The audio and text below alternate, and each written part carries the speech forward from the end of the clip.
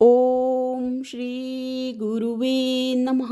आनंदम आनंदकर प्रसन्नम ज्ञान स्वरूपम निजबोधयुक्तम योगीन्द्रम ईशं भवरोग वैद्यम श्रीमद्गुरुं नित्यम अहं नमामि।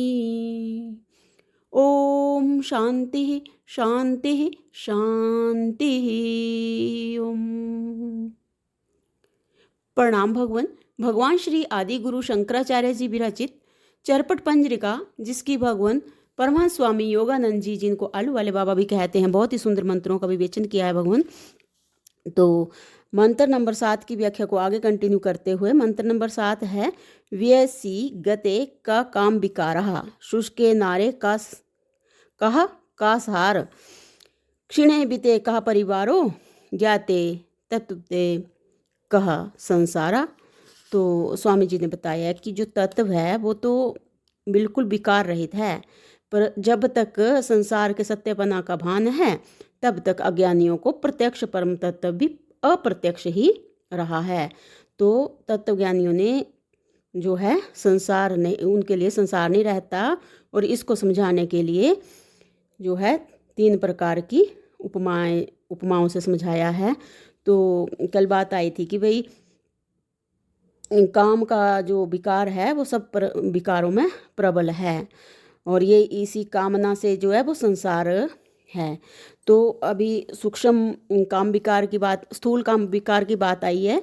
अब आगे जो है वो स्वामी जी मानसिक काम विकार को बता रहे हैं।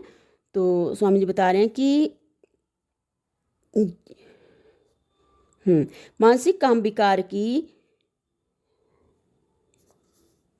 निवृत्ति तत्व ज्ञान के बिना नहीं होती। ऊपर कहा है कि अवस्था चली जाने पर काम विकार की शक्ति नहीं रहती। उसका मतलब यह है कि युवावस्था चली जाने पर और वृद्धता के बाद अति वृद्ध होने पर स्थिर शरीर में जो है काम विकार का स्थूल स्वरूप नहीं होता। ऐसे ही बाल्यावस्था भी जो पूर्व जन्म की सब अवस्था होने से उसमें भी काम विकार नहीं होता। जैसे अंधे को देखने की इच्छा हो तो भी वह देख नहीं सकता, गूंगे को बोलने की इच्छा हो तो भी वह बोल नहीं सकता। इसी प्रकार जिसके शरीर की शक्ति क्षीण हो गई है, ऐसे वृद्ध का मानसिक काम विकार भी निष्फल है। काम का विकार मन का संबंध स्थूल शरीर से है। जब स्थूल शरीर दृढ़ नहीं होता तब मन भी दृढ़ नहीं होता।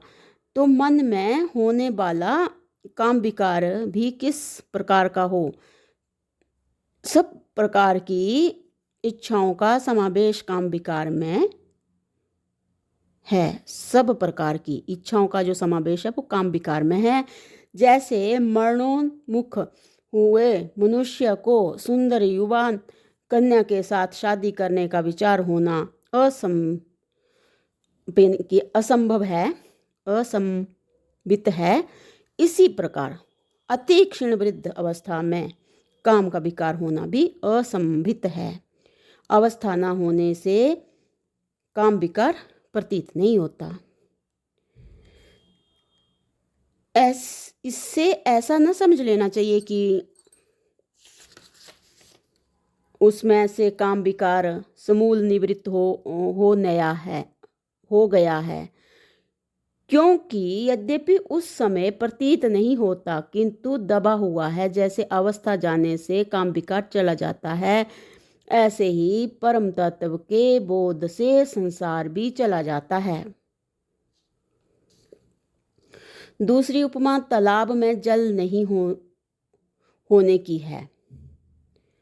दूसरी उपमा तालाब में जल नहीं होने की है, जिसकी स्थिति है, यदि वह ना हो तो उसका नाम ही व्यर्थ है।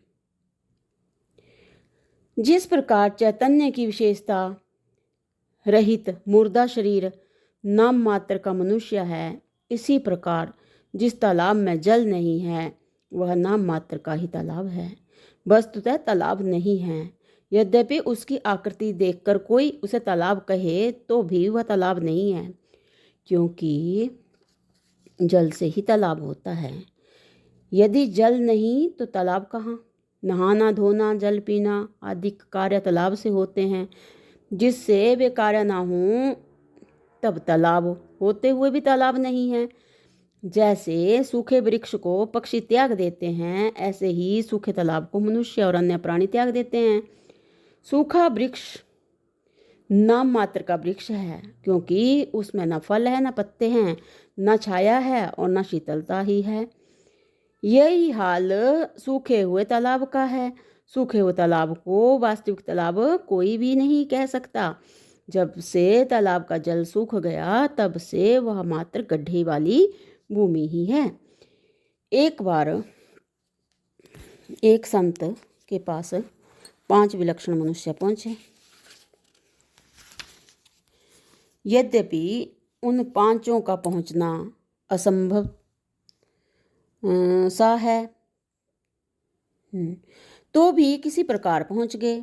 वे 5 ही एक एक अंग से खंडित थे और खंडित हुए अंग से उत्पन्न हुए विशेष सामर्थ्य की चंचलता और मिथ्या चतुराई में उपयोग करते थे।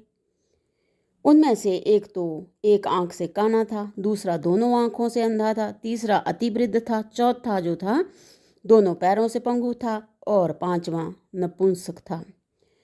तो भगवान, ये जो 5 विलक्षण मनुष्यों का जो प्रसंग है, इसको हम अगले सत्संग से कंटिन्यू करते हैं। प्रणाम भगवान। ओम शांति शांति शांति। ओम।